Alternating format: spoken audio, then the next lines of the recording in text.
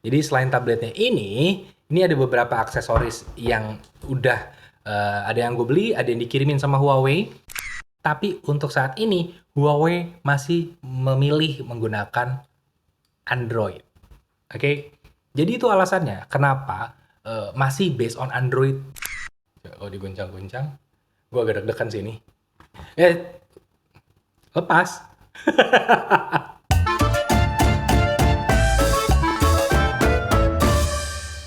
Action! Hi, I'm Wisnu Kumoro and welcome back to my video. Dan di video kali ini, gue pengen ngebahas mengenai ini. Ini adalah tablet terbaru dari Huawei, yaitu adalah Huawei MatePad 11. Dan ini agak sedikit berbeda dibandingkan tablet-tablet dari Huawei sebelumnya, karena ini menggunakan Harmony OS. Buat kalian yang nggak percaya kalau ini menggunakan Harmony OS, kita akan lihat di sini. Ini kalau kita lihat di setting, nah ini Harmony OS, dan ini adalah versi yang 2.0. Jadi udah Harmony OS 2.0 yang paling baru saat video ini dibuat, dan gue akan bahas mengenai softwarenya nanti lebih detail lagi, tapi sekarang gue bahas hardwarenya dulu. Jadi kalau secara ukuran, sebenarnya ini adalah ukurannya 11 inci. Ya, jadi ya ukurannya relatif, dibilang gede enggak, dibilang kecil juga enggak. Jadi lumayan enak mau satu tangan maupun dua tangan, menurut gue nyaman. Ukurannya adalah ukuran yang menurut gue golden size lah. Di sini ada kelihatan nggak ya, bentar.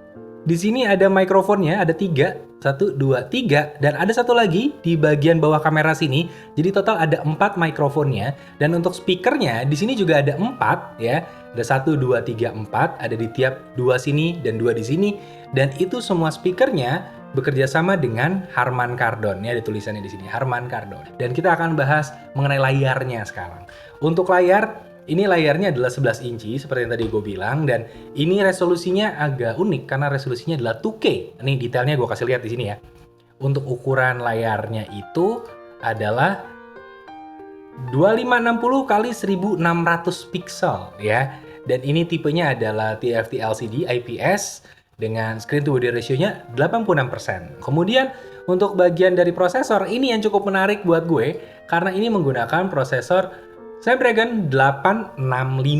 Dan itu menarik banget kalau buat gue. Karena kalau secara umum nih, kita tuh sama-sama tahu hardware-nya Huawei itu bagus. Tapi yang bikin kurang serak selama ini kebanyakan adalah kenapa pakai prosesornya Huawei terus. Sedangkan banyak yang menganggap banyak kok yang lebih powerful. Salah satunya adalah prosesornya Snapdragon atau Qualcomm gitu. Dan sekarang ini di device ini, ya hardware-nya Huawei, prosesornya dari Qualcomm, Snapdragon 865. Ini ya bisa dibilang untuk sebagian tech enthusiast mungkin ini adalah dreams come true secara hardware. Apalagi kalau ngelihat memorinya. Memorinya di sini ini untuk storage adalah ada beberapa pilihan variasi, tapi device yang gue pegang ini 128 GB dan ini masih bisa di-expand lagi pakai micro SD sampai 1 TB maksimum ya. Dan ini tidak ada nano SIM card-nya. Jadi memang hanya bisa micro SD aja dan WiFi only jatuhnya seperti itu. Meskipun kalau kalian lihat di sini ada settingan untuk mobile network, tapi tidak ada mobile networknya. Ya, ini untuk spesifikasi kamera belakangnya, yaitu adalah 13 megapiksel dengan resolusi sekian-sekian-sekian, ya silahkan baca aja. Kemudian front kameranya ini 8 megapiksel, dan untuk front kameranya letaknya gue suka banget karena letaknya itu ada di tengah sini. Jadi kalau kalian pakai aksesorisnya, dan ini seperti laptop gitu ya, untuk video call ini ideal karena ada di tengah, dan gue suka itu. Kemudian untuk baterainya sendiri ini 7250 mAh. Ini bisa bertahan kalau pemakaian casual gue bisa bertahan sampai 2 hari. Jadi gue nggak nge-charge sama 2 hari dan menurut gue masih fine-fine aja karena gue pakai juga jarang. Gue cuma pakai di awal hari biasa sebelum gue kerja, ngupdate kerjaan, kemudian juga setelah gue kerja itu baru gue pakai lagi untuk nonton YouTube biasanya, dan juga biasanya juga ngetik-ngetik lagi karena ini enak buat dipakai ngetik, tapi nggak ngetik langsung di sini, tapi pakai aksesoris. Sebentar gue ambilin. Di sini ada beberapa aksesorisnya yang udah gue siapin, jadi gue pengen kasih lihat kepada kalian juga. Jadi selain tabletnya ini ada beberapa aksesoris yang udah ada yang gue beli, ada yang dikirimin sama Huawei, yaitu adalah ini pertama, ya, Smart Magnetic Keyboard, compatible untuk si MatePad 11 ini. Bentukannya seperti ini, ya.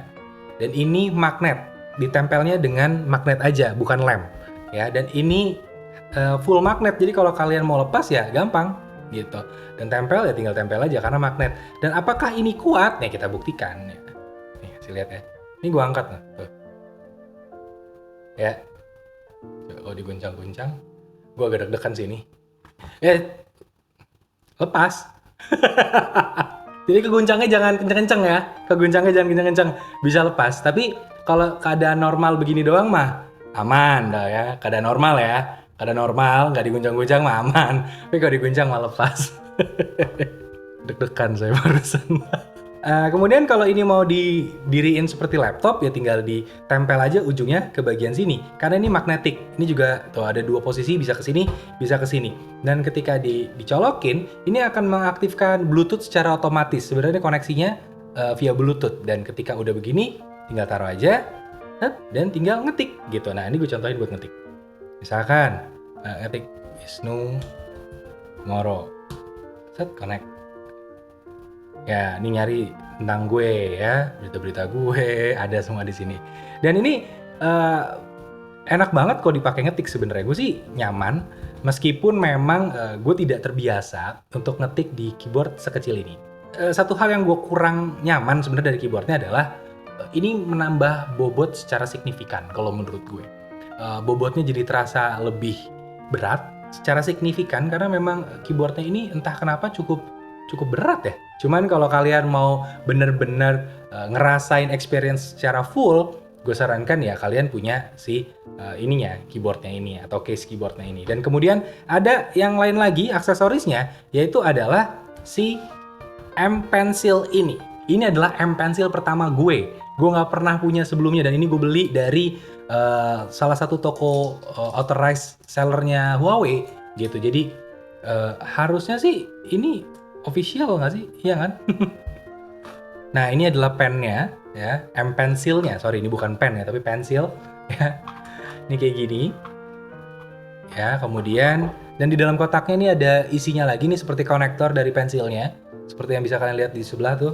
Kemudian juga di dalamnya ada banyak sekali. Ya, dan tebal juga ya ini ya. Dan juga di sini ada 4 buah tip ujungnya ya disertakan di sini. Jadi cukup menarik ya. Ini ada 4 buah, jadi kalau ujungnya rusak, bisa langsung diganti yang baru, yang lebih nyaman gitu.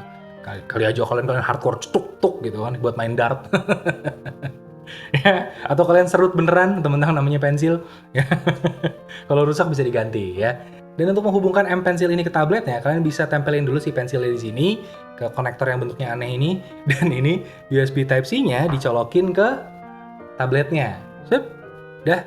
Tadi ada tandanya M Pencil dan ini juga sambil ngecas ternyata dia. Oke, ini udah connect. Tinggal gue lepas-lepasin dan ini udah bisa sekarang. Oh, di sini ada M Pen Zone. Jadi Huawei udah menyiapkan. Ya, udah menyiapkan satu kategori khusus untuk stylus zone. Keren. Gue jajalnya pakai ini aja, pakai browser dan gue buka Google Keep gue. Oke, mari kita jajal di sini ya. Apa ya, gambar apa ya? Oke.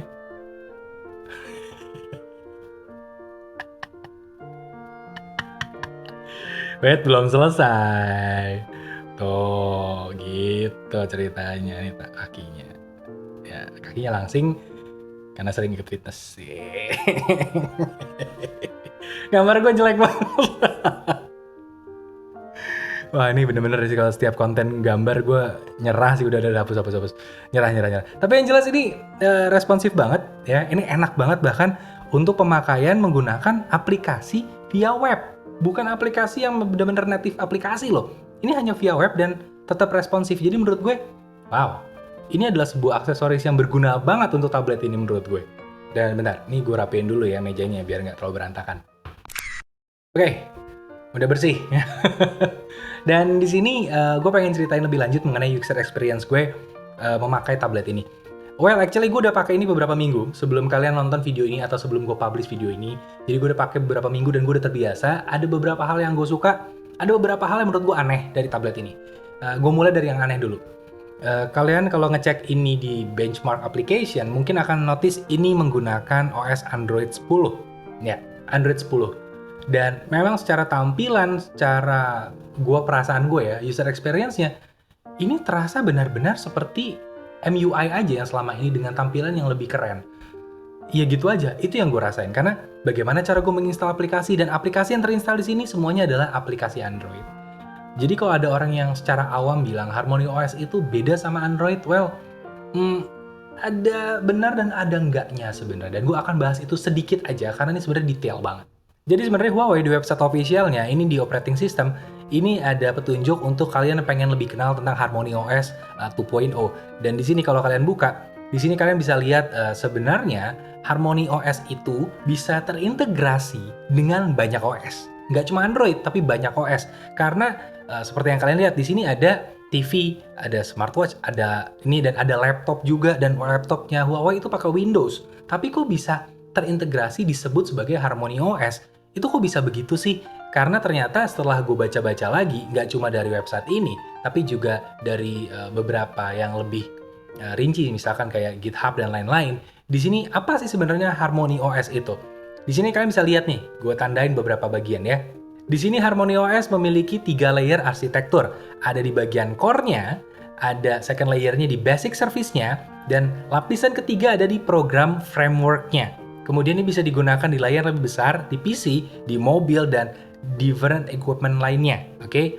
Dan ini juga bisa di mobile phones, ya. Tapi untuk saat ini, Huawei masih memilih menggunakan Android. Oke?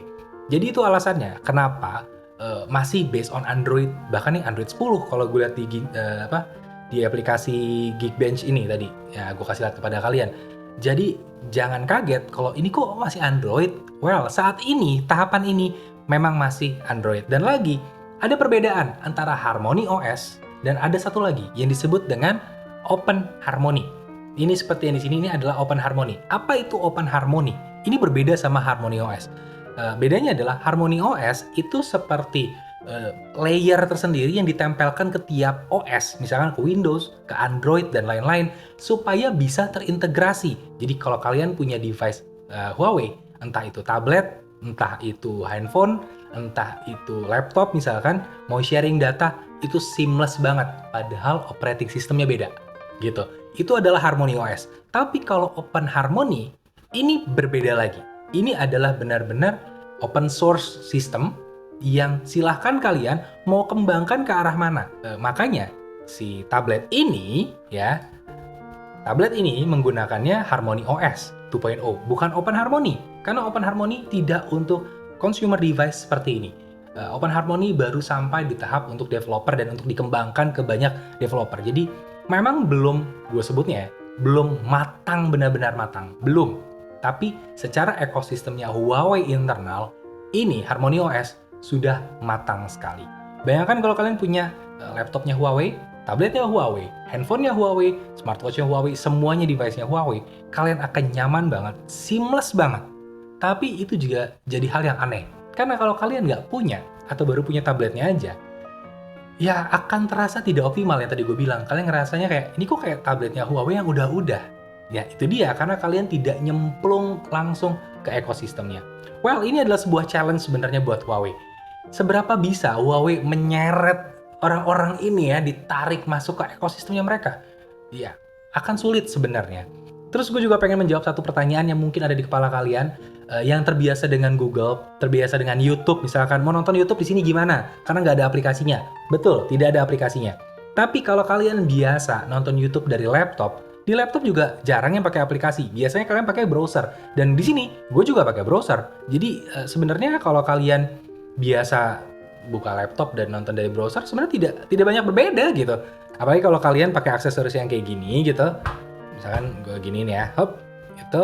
Kemudian kalian nonton YouTube, ya rasanya ya kayak nonton di laptop aja gitu. Jadi nggak banyak perbedaan karena layarnya lebih besar. Kecuali ini adalah smartphone, mungkin gue punya opini yang berbeda. Tapi karena ini adalah tablet, well, gak ada masalah buat gue nonton YouTube di sini. Dan ini kok magnetnya kencang banget. Dan kemudian untuk aktivitas lainnya, misalkan untuk Zoom, di sini bisa terinstall dan lancar. Gue udah sign in pakai akun gue juga nggak ada masalah. Kemudian juga untuk ngetik-ngetik nih, di sini gue pakai Word dan juga aplikasi Office lainnya tidak ada masalah. Meskipun kalau kalian beli ini, setahu gue kalian dapat beberapa aplikasi dan dapat trial khusus, misalkan kayak WPS Office dan juga Filmora Go HD, ini kalian dapat trial khusus, tahu gue ya. Mungkin gue salah, gue nggak tahu, tapi setahu gue seperti itu. Kemudian kalau buat ngedit video ini bisa pakai Adobe Premiere Rush, cuman file gue ini lagi gue download ya, karena gue simpennya secara cloud, jadi belum ke save semua. Ini ada videonya masih ini, tapi lancar banget, nggak ada masalah menurut gue, karena biasanya kalau ini ada problem, ini akan kesendet-sendet gitu. Dan ini prosesornya Snapdragon 865, jadi pengalaman gue pakai 865 ngedit nggak ada masalah. Kemudian ini untuk Netflix, di sini widefine-nya L3 sayangnya, jadi playback-nya cuma maksimum sampai standard definition aja. Dan untuk Disney Plus ini nggak bisa dibuka karena harus connect sama Google. Dan selebihnya beberapa aplikasi terinstall dengan lancar kayak Adobe, menurut gue nggak ada masalah di sini. Kemudian WhatsApp juga bisa lancar, bahkan ini APK-nya gue dapat dari websitenya WhatsApp langsung. Bahkan Google Board juga bisa gue install dengan lancar, VPN nggak ada masalah, VLC juga nggak ada masalah. Kemudian ya aplikasi-aplikasi yang biasa gue pakai nggak ada masalah di sini, sosial media juga nggak ada masalah. Dan kalau kalian perhatiin, gue nggak main game di tablet ini. Kenapa? Karena banyak game yang gue mainkan itu terhubung ke Google Play Store gitu. Jadi gue nggak main game di tablet ini, tapi apakah mampu?